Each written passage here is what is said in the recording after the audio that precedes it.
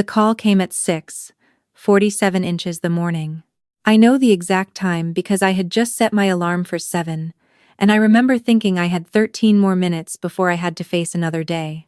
13 minutes of lying still, staring at the ceiling of my apartment in Mississauga, mentally calculating whether I could transfer another $800 to my mother before my rent cleared on the 1st. I didn't get those 13 minutes. My phone lit up with my mother's name, and something in my chest went cold before I even answered. Maya. Her voice was sharp, the way it always got when she needed something. Not scared, not worried. Sharp, you need to come home this weekend. Your brother's fiancé wants to look at venues on Saturday, and we need your input. I sat up slowly. Mom, I have a double shift on Saturday. I told you last week. You can switch it. I can't just. Maya, this is your brother's wedding. Family comes first. I held the phone against my ear and looked around my apartment. The second-hand couch I'd had for 6 years. The kitchen table with the wobbly leg I kept meaning to fix. The stack of bills on the counter that I'd already sorted into urgent and can wait another week. I'll see what I can do, I said. That was always how it started with me. I'll see what I can do. Which meant yes. Which had always meant yes, for as long as I could remember. My name is Maya Chen Beaumont. I'm 31 years old. I work as a senior financial analyst at a mid-size firm in downtown Toronto, and for the past 9 years, since I graduated university and got my first real paycheck, I have been the financial backbone of a family that has never once asked how I was doing unless they needed something from me. My brother, Daniel, is 26. He has never held a job for longer than 8 months. He's charming and funny, and our mother's entire world, and he was planning a wedding that he absolutely could not afford. My mother moved to Canada from Hong Kong with my father when I was 3.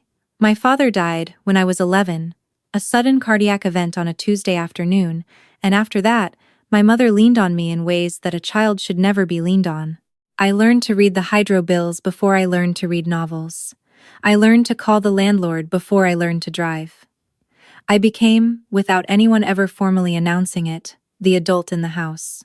Daniel got to be the child. By the time I started working full-time, the pattern was so deeply set that neither my mother nor I could even see it anymore. It just was.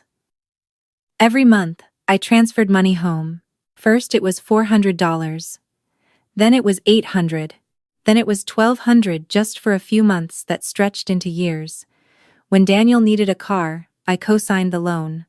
When my mother's roof needed repairing, I covered the contractor. When Daniel's previous girlfriend's medical emergency left him completely broke, I sent $2,500 in 48 hours. Over 9 years, I've done the math. I've added it all up once, late at night, sitting alone at my kitchen table with a glass of wine and a spreadsheet that I closed before I finished it. The total was somewhere north of $160,000. I was 31 years old, living in a one-bedroom apartment with second-hand furniture, and I had almost nothing saved for myself. And my brother was planning a wedding with a budget of $220,000. I want you to understand that number. $220,000 for a single day. His fiancée, Courtney, had shown me the Pinterest board.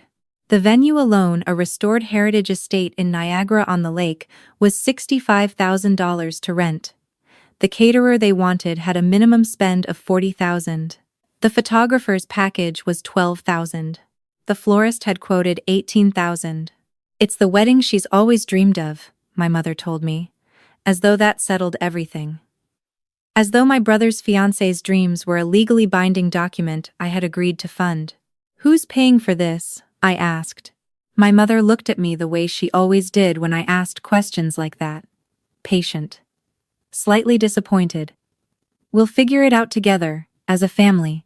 As a family meant me. I switched my Saturday shift. I drove 2 hours to my mother's house in Hamilton. I sat across from Courtney and her mother at a kitchen table covered in brochures and swatches, and I listened to them talk about napkin colors and cocktail hour entertainment, while my brother sat beside his fiancée looking pleased with himself, and my mother refilled everyone's tea and smiled at Daniel like he'd personally hung the moon. Nobody asked how I was doing. Nobody asked about my job, or my life, or whether I was seeing anyone, or how my apartment was, or whether I was sleeping okay. The one time I tried to mention that I'd been promoted, genuinely good news. A raise I had worked 2 years for. My mother said that's wonderful, sweetheart, and immediately turned back to Courtney's mother to discuss the merits of a string quartet versus a DJ. On the drive home that night, I cried for about 45 minutes straight, which is something I never let myself do, and then I wiped my face and told myself to get it together. 3 weeks later, I collapsed in the parking garage at work. I don't remember falling. My coworker, Patricia, told me afterward that I just went down. One moment I was walking toward the elevator, and the next I was on the concrete. She said I'd been looking pale for weeks. She said everyone in the office had noticed I wasn't eating lunch, that I'd been staying until 8 or 9 most nights, and coming back in at 7. She said she'd been meaning to say something. The paramedics told me my blood pressure was critically high for someone my age. The ER doctor, a calm woman in her 50s who looked at me like she'd seen this exact situation before, said the words, hypertensive crisis and stress-induced, and you are extremely lucky. She told me that without intervention, I could have had a stroke. At 31. They admitted me. I was moved to a monitored unit, not quite ICU, but one step below, with regular checks and a strict no-stress protocol that the nurses enforced with a cheerfulness that I found both comforting and slightly threatening. My mother arrived 4 hours after I was admitted. Not from Hamilton, she happened to be in Toronto, visiting a friend. She came in, looked at me in the hospital bed, and her first words were, "You work too hard. I've always said so." She stayed for 40 minutes. She held my hand for about 6 of them. For the rest of the time, she was on her phone in the corner, and I caught the words venue deposit and non-refundable before I stopped trying to listen. When she left, she kissed my forehead and said she'd come back tomorrow. She did not come back tomorrow. What came instead, at 7:15 the next morning, was a text. "Honey, Daniel and Courtney moved up their venue tour in Niagara to this week because of an availability issue. Your uncle is driving us. I'll come see you as soon as we're back. Rest up, okay? Love you." I read that text 4 times. I was alone in a hospital room, hooked to a blood pressure monitor, having narrowly avoided a stroke, and my mother had left to tour wedding venues. I put my phone face down on the bedside table and stared at the ceiling for a very long time. The next 3 days were the loneliest of my life, and I grew up with a grief-hollowed mother who worked night shifts, so that is genuinely saying something. Patricia from work sent flowers, a bright yellow arrangement with a card signed by the whole team. My manager called and told me not to even think about coming back until I was ready. 2 friends from university texted when they heard. My mother texted once a day. Short messages. "Hope you're feeling better," with a heart emoji. "Doctor says, what exactly?" Daniel says hi. My brother did not contact me directly. On day 4, I was doing well enough that the nurses had started talking about discharge planning. My blood pressure had stabilized. The doctor wanted me to follow up with my GP and make significant lifestyle changes, which she outlined with the careful clarity of someone who knew I needed to hear it plainly. I was sitting up in bed that afternoon, finally feeling human enough to answer some work emails, when the nurse came in to update my chart. She was a young woman, probably my age, and she had the kind of face that was constitutionally incapable of hiding anything. She hesitated near the door. "Miss Chen Beaumont," she said, "I just want to confirm you're aware of your visitor from the evening shifts?" I looked up from my laptop. "My mother? She's been texting. She hasn't actually." "No." The nurse glanced down at the chart. "Not your mother. There's been a gentleman. He's come every evening since you were admitted.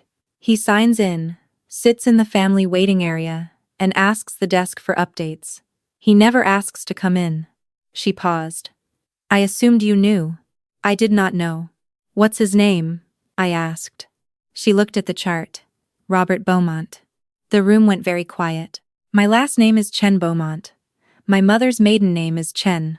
The Beaumont came from my father, Thomas Beaumont. who died when I was 11, whose face I remembered in pieces, whose voice I sometimes thought I heard in the way certain men laughed. Thomas Beaumont had no siblings. His parents had died before I was born. As far as I had ever known, the Beaumont side of my family was simply gone. Can you? My voice came out strangely. I cleared my throat. Can you ask him to come in?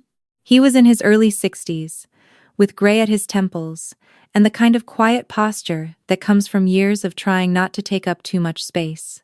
He stood in the doorway of my room for a moment before he came in, and I could see him doing the same thing I was doing, looking for something familiar in a stranger's face. He sat in the chair beside my bed. He didn't say anything right away. Neither did I. Finally, he said, "I wasn't sure if you'd want to see me." "I don't know who you are," I said, which wasn't entirely true by that point, but was the most honest thing I could think of. He nodded like that was fair. "My name is Robert Beaumont. Thomas was my younger brother." I hadn't known Thomas Beaumont had a brother. I had never in 31 years been told he had a brother. I had been told, when I was old enough to ask about my father's family, that there was no one left. "He was 4 years younger than me," Robert said. "We weren't close when we were young. Different cities, different lives. But we reconnected about 10 years before he passed." He looked at his hands. "When he died, I tried to reach out to your mother. I wanted to be involved, if she'd let me. I wanted to know you." He paused. "She told me Thomas had said clearly that he didn't want his family involved in your lives, that it was his wish, and she was honoring it." Something shifted in my chest. "And you believed her?" "I didn't have a reason not to." He looked up at me. "Not at first." He told me the rest of it, slowly and carefully, the way you tell someone something that has the potential to rewrite their understanding of their own life. He had spent years respecting what he believed was his brother's dying wish. He had kept his distance. He had watched, from the periphery that social media and mutual acquaintances provided, as I grew up and then grew into an adult. He had seen my LinkedIn profile when I got my first job. He had seen a photo from my university graduation that my mother had posted publicly. Then, about 4 years ago, he had run into an old mutual friend of his brother's, someone who had been close to my father in the last years of his life. And this friend had told him something that changed everything. My father had never said any such thing. Robert had hired a lawyer. Not to fight, he was careful to explain, but to understand. Through a process that had taken years, and cost him more than he wanted to say. He had obtained a copy of my father's actual will, not the version my mother had shown me when I was 12. The simple document leaving everything to her, but an earlier version, written 2 years before his death, which named Robert as someone who should maintain a relationship with Maya, as she deserves to know her full family. My mother had known about Robert for 31 years. She had told him to stay away. She had told me he didn't exist. I sat with that for a long moment. "Why didn't you? When you found out, why didn't you?" "I tried," he said quietly. "I wrote to your mother. She didn't respond. I tried to find you directly, but I didn't want to blow up your life without warning. I was trying to find the right way." He looked at me steadily. "When I saw online that you'd been hospitalized, I got in the car." He had driven from Ottawa. 4.5 hours. He had sat in the waiting room of a hospital in Toronto every evening for 4 days, not asking to come in because he wasn't sure I'd want him to, just making sure someone who shared his blood was nearby, in case she needed anything. My mother had been 40 minutes away, touring a wedding venue. I didn't cry. I was too tired to cry, and too busy doing the very rapid internal restructuring that comes when a central piece of your self-understanding turns out to be built on someone else's lie. Instead, I asked Robert questions for 2 hours. What my father was like as a young man, whether I looked like him, what the Beaumont side of the family was. Robert had 2 adult children, my cousins, who apparently knew about me, and had for years. I had cousins. I had an uncle. I had family I had never been allowed to know.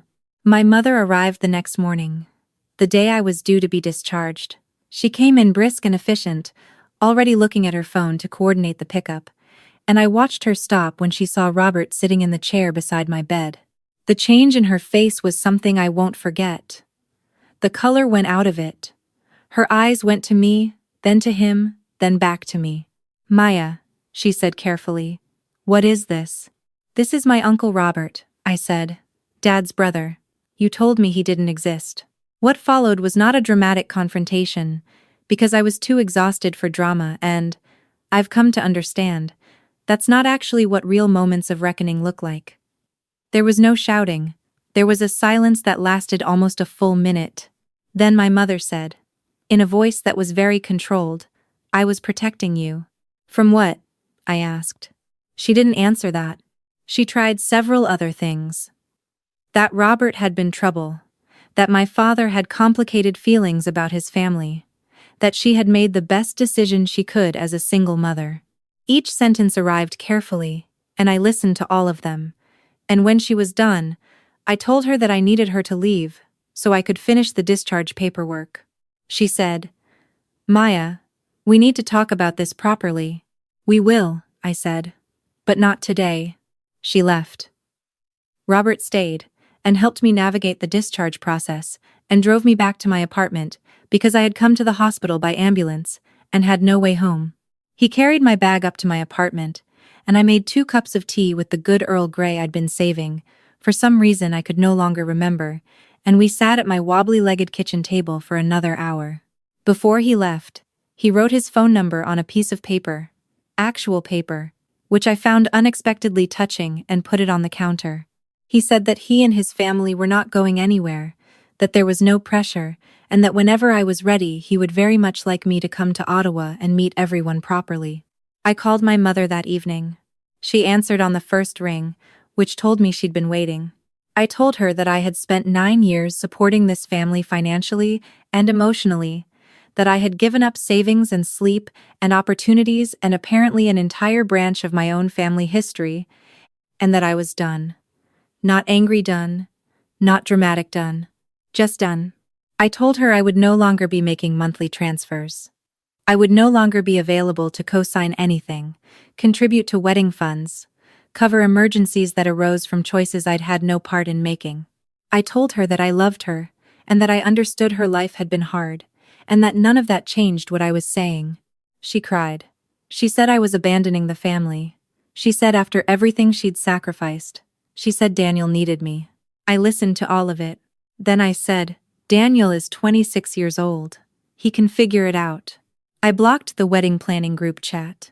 I had a long, honest conversation with my therapist. I'd started seeing someone 6 months earlier, one of the few good decisions I'd made for myself in recent years, about what it means to restructure relationships without completely destroying them, and what it means to grieve a version of a family that was never quite real. The wedding happened in October, scaled down considerably, as it turned out. Because without my contribution, the $220,000 vision collapsed fairly quickly into something more like $40,000, which Daniel and Courtney and both sets of parents managed to pull together themselves. My mother texted me a photo from the reception. Daniel and Courtney looked happy. I wasn't there, and I was okay with that. In November, I drove to Ottawa. Robert's house was a red brick semi in the glebe, with a front porch and a maple tree that had gone fully orange. His wife, a warm and slightly overwhelming woman named Diane, opened the door before I'd even finished knocking, and behind her were 2 adults, who looked at me with the same slightly stunned expression I probably had on my own face. My cousins, Sophie and Marcus. They were 34 and 29, and Marcus had his father's eyes, and Sophie laughed at something I said within the first 5 minutes, in a way that was so much like the way I laugh that it physically startled me. We had dinner around a table that fit all of us. Roast chicken, roasted vegetables, a Quebec cheese board that Diane was clearly proud of, and rightly so. Robert opened a bottle of Ontario Red and poured everyone a glass, and then he looked around the table and said simply, I'm glad you're here. I am not someone who cries easily. I've mentioned that. I cried anyway. On the drive home that night, I'd booked a hotel in the market so I could drive back rested in the morning. I thought about the version of the last 9 years where Robert had been in my life, the holidays I might have spent in Ottawa, the family dinners, the cousins I'd have grown up knowing, the uncle who might have told me, when I was 22 and first starting to send large portions of my paycheck home, that it was okay to say no. I can't go back and have that version. Nobody gets to do that. But I'm 31, and I have a raise, and I'm seeing a therapist, and for the first time in my adult life, I have a savings account that I'm actually allowed to keep. I have an uncle who drove 4.5 hours to sit in a hospital waiting room every night for 4 nights, just to be nearby in case I needed something. I've started cooking dinner on Sunday evenings and calling Robert while I eat. He's teaching me how my father used to make his mother's tortillere, which Robert still makes every Christmas, which apparently my father loved so much he'd call home just to make sure Robert was making it. My father liked tortillere. I didn't know that. For 31 years. I know it now. That's where I'm starting from. If you've ever been the one in your family who holds everything together while quietly falling apart, I want you to know that the falling apart part, the moment when your body finally says enough, when the ground comes up to meet you, that's not the end. It turned out to be, for me, the only way something true could finally find its way in. I hope yours finds you too.